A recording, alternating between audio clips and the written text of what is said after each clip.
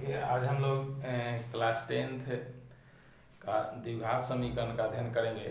इससे पहले हम लोग दो चार रैखिक समीकरण हम लोग पढ़ चुके हैं, उसमें तीनों विधि बता दिए हैं। ग्राफीय विधि बच गया है जो कि हो सके तक कभी समय मिले तो बता देंगे, और सवाल भी है कुछ, उसमें सवाल तो हम नहीं बताए हैं, तो सिर्फ तीनों विधि बताए हैं। समय मिलेगा तो बताएंगे। अभी द्विघात समीकरण शुरू कर दे रहे हैं, देखिए तब तक आप लोग सवाल बनाएंगे इसे। तो द्विघात समीकरण जानने से पहले हम लोग एक बार याद करते हैं द्विघात बहुपद को। ठीक है, ये द्विघात बहुपद को याद करेंगे तब हम लोग द्विघात जानेंगे। देखिए द्विघात बहुपद के बारे में हम लोग पहले से जानते हैं। क्या होता है? ax square plus bx plus c, ये एक बहुपद है जिसमें कि क्या है, ये चर जो है x है। क्या है? चर x है। तो इसको अगर हम सूचित करना चाहें तो ऐसे कहेंगे px मतलब पोलिनोमियल, p मतलब पोलिनोमियल, x का मतलब ये बहुपद जो है वह x में बहुपद है। अगर यही बहुपद अगर y में रहेगा तो ये इसको हम लोग ऐसे लिखेंगे py कहलाएगा। अब देखिए इसमें एक बात ध्यान रखना होता है, जहाँ a बराबर 0 नहीं होना चाहिए, ठीक है, तब ना द्विघात कहलाएगा। क्योंकि अगर a का मान यहाँ a b c क्या है, इसका गुणांक है, इसमें a b c क्या है, ये चर का गुणांक है। तो चर का गुणांक b और c भले अगर कुछ भी रहे, b और c स्वतंत्र है, कोई भी मान हो सकता है, लेकिन a स्वतंत्र नहीं है। a का मान 0 नहीं होना चाहिए, क्योंकि अगर a का मान 0 हो जाता है तो x स्क्वायर का अस्तित्व खत्म हो जाएगा, x स्क्वायर का अस्तित्व खत्म हो जाएगा, तो इसे हम लोग द्विघात बहुपद नहीं कहेंगे। इसीलिए ये जो व्यापक रूप होता है आपको इसमें याद रखना है, यहाँ a का मान 0 नहीं होना है, बाद बाकी b और c का मान कुछ भी हो जाए, तब ये इसको हम क्या कहेंगे, द्विघात बहुपद करते हैं। ये आप पहले से जानते हैं। अब है कि द्विघात समीकरण, तो यही बहुपद है, यही बहुपद से हम लोग समीकरण सीखे हैं।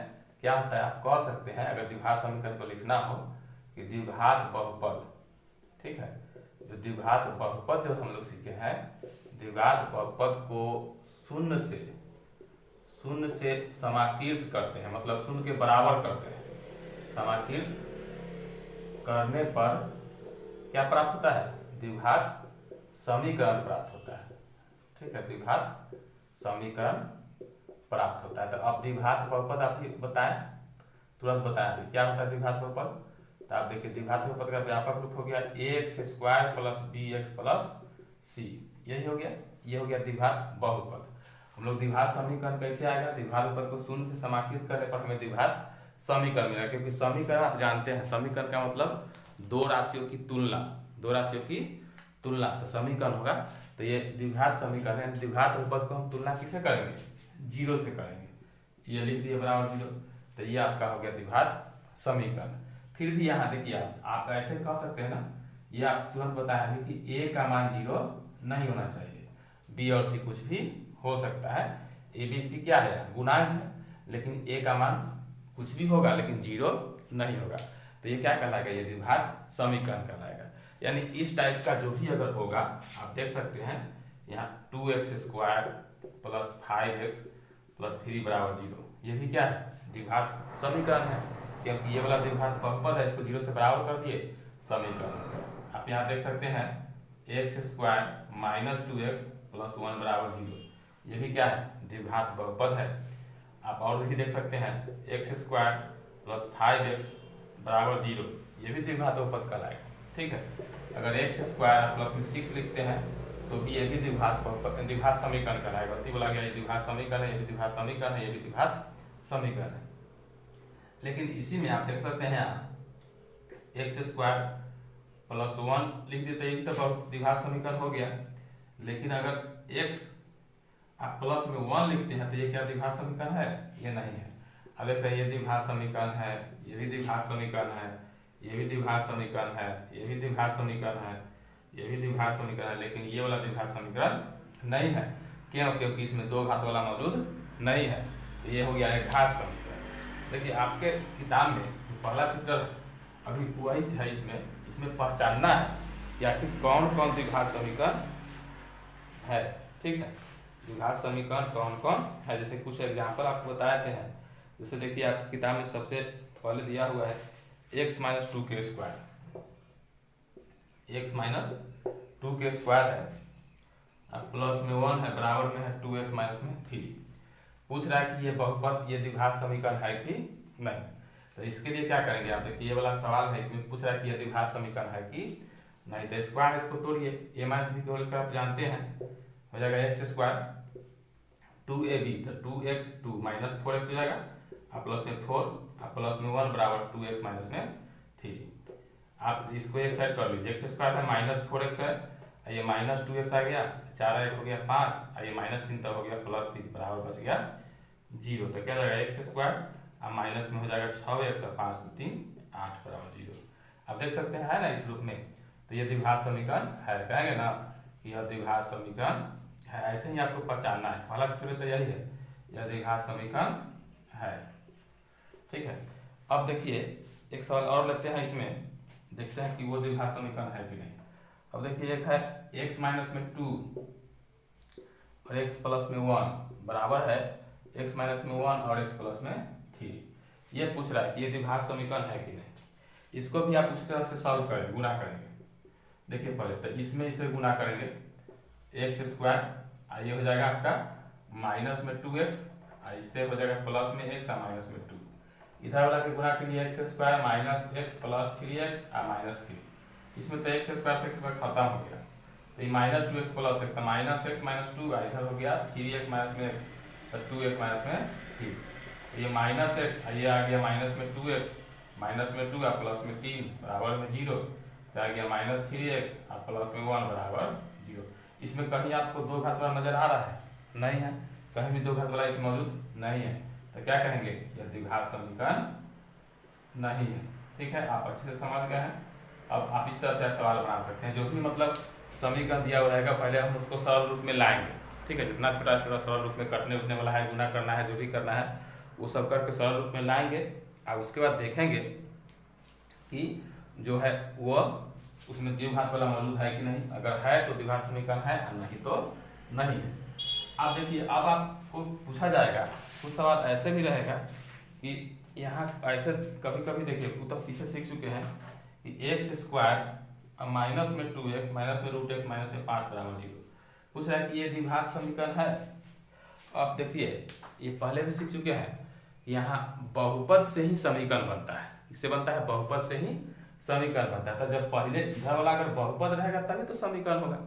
अब बहुपद की परिभाषा हम लोग सीखे हैं कि चर का घात जो है कोई भी पूर्णांक नहीं, पूर्ण संख्या होना चाहिए, निगेटिव नहीं होना चाहिए, पॉजिटिव होगा घात में, और साथ में कोई भिन्न भी नहीं होना चाहिए। तो आप देखिए घात यहाँ 2 है, यहाँ घात 1 है, यहाँ रूट x है, तो रूट x का मतलब हो गया x के पावर 1/2। तो बताइए ये कोई पूर्ण संख्या है, धनात्मक पूर्णांक है?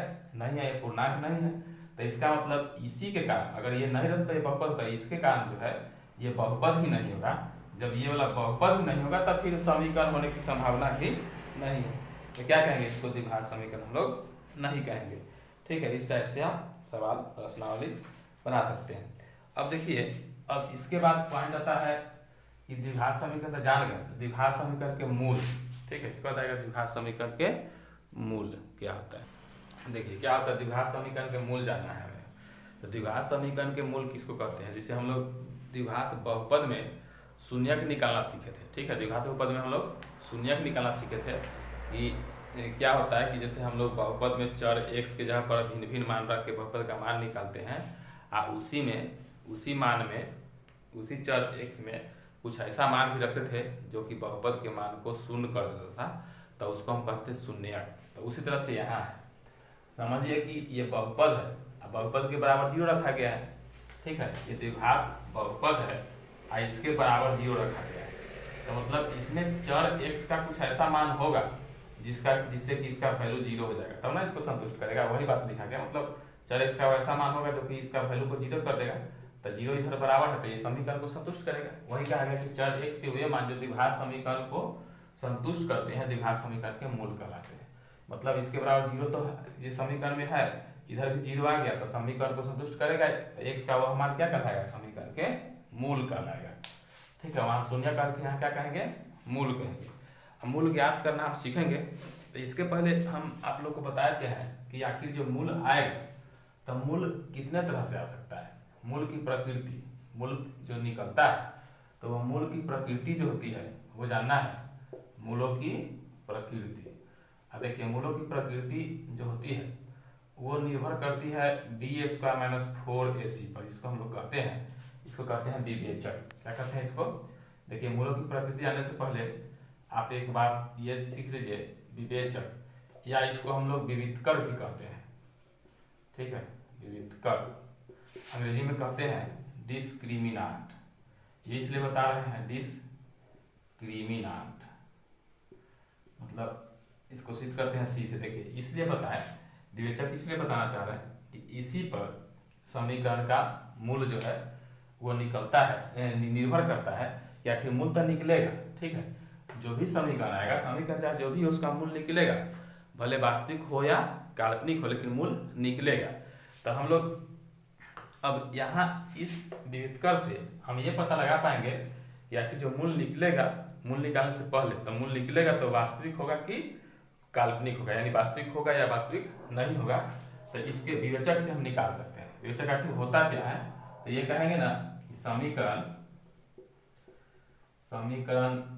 ax² + bx + c = 0 का विवेचक b² - 4ac से प्राप्त होता है, ठीक है, b² - 4ac से प्राप्त होता है ना। जैसे कि आप कह सकते हैं विवेचक को सिद्ध किससे करते हैं? विवेचक को सिद्ध करते हैं डी से, विवेचक को डी से सिद्ध करते हैं, ठीक है। जो समीकरण दिया हुआ है उस ये इसका हम लोग मान निकालेंगे तो उससे विवेचक पता चल जाएगा। सिद्ध करते हैं, अर्थात आप ये कह सकते हैं कि डी बराबर क्या हो गया? b² - 4ac। यही कोई भी समीकरण में b² - 4ac का मान निकालेंगे और जो आएगा वही क्या होगा? विवेचक होगा, ठीक है, विविधकर होगा, ठीक। अब ये देखिए मूलों की प्रकृति हम सीखेंगे ही, मूलों की प्रकृति नहीं नोट करना है आपको यही नोट करना है विवेचक। अभी क्या बताया? चर के x का वह मान, चर x के वह मान जो कि समीकरण को संतुष्ट करेगा वो समीकरण के मूल कहलाएगा। अभी क्या बताया आपको? विवेचक कि जो भी समीकरण है ax² + bx + c = 0 का विवेचक क्या होगा? b² - 4ac से प्राप्त होगा, यानी b² - 4ac को हम समीकरण का विवेचक कहेंगे। किस समीकरण का? ax² + bx + c का। किससे कहेंगे? d से, यानी ये हो गया। आपको देखिए विवेचक निकाल कर दिखाते हैं कि कैसे विवेचक निकालेंगे, ठीक है। जैसे आप देखिए यहाँ समीकरण दिया हुआ है 2x² + 5x + 3 = 0, ठीक है। तो यहाँ देखिए a बराबर तो 2 है, b बराबर 5 है, c के यहाँ पर क्या है? 3 है। तो यहाँ आपको विवेचक निकालना है। विवेचक कहिए या विविधकर कहिए या डी कहिए, डिस्क्रिमिनांट। तो क्या आएगा? b² - 4ac। तो b का मान कितना है? 5 के स्क्वायर, 4 के मान 4 तो है ही, a के मान 2 है और c के मान है 3। कितना आ गया? 5 के स्क्वायर 25 और 4 दूना 8 3 24। कितना आ गया? 1। तो यह आपका क्या आया? डी का मान आया। ये क्या आया? डी का मान आया। उसको हम लोग क्या कहेंगे? विवेचक कहेंगे। तो हर समीकरण के लिए डी का मान कुछ ना कुछ निकलेगा और जो डी का मान आएगा उसी डी के मान पर हम लोग ये कह पाएंगे कि आखिर ये समीकरण की जो मूल आएगी वह किस तरह की आएगी, वास्तविक आएगी या काल्पनिक आएगी। तो देखिए आप सीख ही लीजिए मूलों की प्रकृति, ठीक है, मूलों की प्रकृति, ठीक है। तो देखिए आप है यदि समीकरण, आप ये देखिए यदि समीकरण ax² + bx + c = 0 हो तो इसके लिए क्या है कि अब ऐसा थोड़ा है कि समीकरण यही रहेगा ax² + bx + या कोई अगर मान के चलिए यहाँ bx² + c ऐसे भी लिख सकते हैं, दूसरा क्वेश्चन के भी हो तो आप देखिए यहाँ आप ये लिख सकते हैं b² - 4ac अगर बड़ा हो 0 से, ठीक है, बड़ा हो 0 से तो क्या होगा? तो समीकरण के मूल कैसा होंगे बताइए? मूल वास्तविक होंगे। कैसा होंगे? वास्तविक होंगे। साथ में एक और ध्यान रखना, वास्तविक होंगे और असमान होंगे। आप ऐसे भी लिख सकते हैं, देखिए आप मूलों की प्रकृति जांच कर रहे हैं ना, तो bs का मान से आपको तो सिखा दिए कि क्या होता है, ये विवेचक होता है, ठीक है, विवेचक होता है। तो आप ये समीकरण के लिए ऐसे जो लिखे हैं मूल वास्तविक होंगे, देखिए जीरो के बराबर भी है तो भी मूल वास्तविक होंगे, और जीरो से बड़ा हो जाए तो भी मूल वास्तविक होंगे। आपको शॉर्ट में लिख देते हैं, देखिए द्विघात समीकरण के मूलों की प्रकृति। शॉर्ट में किस तरह से लिखेंगे, यहाँ मूलों की प्रकृति लिखेंगे कि यदि डी का मान 0 से बड़ा हो, ठीक है, 3 को स्थिति आएगा, डी का मान 0 से बड़ा हो और डी का मान 0 के बराबर हो, और तीसरा वैल्यू यदि डी का मान 0 से छोटा हो, यही ना होगा। तो 0 से बड़ा होगा तो समीकरण के मूल क्या होंगे बताइए। समीकरण के मूल आप लोग तो अभी सीखे नहीं है, बताएंगे कैसे। समीकरण के मूल वास्तविक और, देखिए आप यहां भी देखिए, तो समीकरण के मूल वास्तविक और, आप देखिए यहाँ क्यों लिखे हैं, दोनों में वास्तविक है, तो यह हो गया वास्तविक और असमान। वास्तविक और असमान होंगे, और यहाँ क्या होंगे, वास्तविक और समान होंगे, ठीक है। अब देखिए यहाँ आपको ये लग रहा है समान और असमान, तो आखिर ये कहने की आवश्यकता ही क्यों पड़ी। आप लोग ये जानते हैं द्विघात बहुपद, वो हम भूल गए हैं पहले बताने के लिए। द्विघात बहुपद के शून्यक की संख्या कितने होती है बताइए। शून्यक की संख्या 2 होती है, शून्यक की संख्या 2 होती है, ठीक है। तो द्विघात समीकरण बना है द्विघात बहुपद से ही। द्विघात समीकरण के मूल की संख्या कितना हो जाएगी, द्विघात समीकरण के मूल की संख्या कितना हो जाएगी बताइए। द्विघात बहुपद के 2 गो शून्य, यानी 2 गो ऐसा मान होगा जो कि द्विघात बहुपद को शून्य करेगा, तो वही 2 गो मान ना समीकरण को संतुष्ट करेगा, तो वही क्या होगा, शून्य मूल भी हो जाएगा 2। तो यही यहाँ मूल की प्रकृति ध्यान रखना। द्विघात समीकरण ध्यान रखिए, कोई भी बहुपद के जितना घात होता है उतना शून्य होता है, तो बहुपद से समीकरण बनेगा तो जितना घात उतना बहुपद का मूल, समीकरण का मूल, ठीक है। तो यहाँ आप यही देख रहे हैं मूलों की प्रकृति। तो यहाँ जो लिखा है समीकरण के मूल वास्तविक और असमान, तो असमान का मतलब कि मूल वास्तविक होगा, ठीक है, मूल वास्तविक तो होगा ही, जो दोनों मूल प्राप्त होंगे ना वो दोनों मूल असमान रहेंगे, मतलब अलग अलग रहेंगे, दोनों मूल अलग अलग है। मान लीजिए एक है तो दूसरा 2 है, अगर एक आ गया तो फिर दूसरा एक नहीं आएगा, वो बात। इसमें है कि समीकरण के मूल वास्तविक और समान है, मतलब 2 का मूल आएगा, दोनों सेम रहेगा, दोनों सेम रहेगा, दोनों में कोई अंतर नहीं रहेगा, ठीक है, ये कह रहा है। अब है इसमें है तीसरा में, तो अगर ऐसा हो जाएगा तो समीकरण के मूल वास्तविक नहीं होगा, तो समीकरण के मूल वास्तविक नहीं होंगे, ठीक है, ये काल्पनिक होंगे। तो अब हम लोग ये जो है वास्तविक नहीं होंगे। यहाँ देखिए वास्तविक और असमान, अवास्तविक और समान, ध्यान रखिएगा। 0 से आपको यही पढ़ना, 0 से बड़ा हो और बराबर हो तो दोनों में वास्तविक है, 0 से बड़ा हो तो भी वास्तविक है, 0 के बराबर है तो भी वास्तविक। तो इसमें है अंतर, जब 0 के बराबर है तब वास्तविक और समान हो गया, बड़ा है तब वास्तविक और असमान हो गया। नहीं, अब हम लोग को मूल जो निकालना है, मूल निकालने की जो विधि सीखेंगे उसमें यही 2 गो निकालना पड़ेगा। वास्तविक नहीं वाला आपको नहीं निकालना है। आपके सवाल में आएगा किताब में कि मूलों की प्रकृति की जांच करें, अगर मूल वास्तविक है तो हल करें। तो वास्तविक है तो वास्तविक में ये रहे चाहे ये रहे, मतलब 0 से बड़ा रहे चाहे 0 के बराबर है, वास्तविक है तो हल निकालना है, भले वो दोनों असमान है चाहे समान है, ये नहीं कहा जाएगा, वो तो बाद में सीखना ही है। लेकिन जब 0 से छोटा होगा तो आपको हल नहीं निकालना है। ये भी, हालांकि इसका भी हल निकलता है लेकिन अभी नहीं, ये आपको आगे क्लास में इसका भी हल निकालना है। अभी हम लोग को यही दोनों स्थितियों वाली समीकरण का हल निकालना है।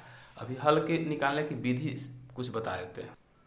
देखिए ये द्विघात समीकरण का जो हम लोग हल निकालेंगे, मूल कहिए चाहे हल कहिए, उसके लिए 3 विधि है, ठीक है।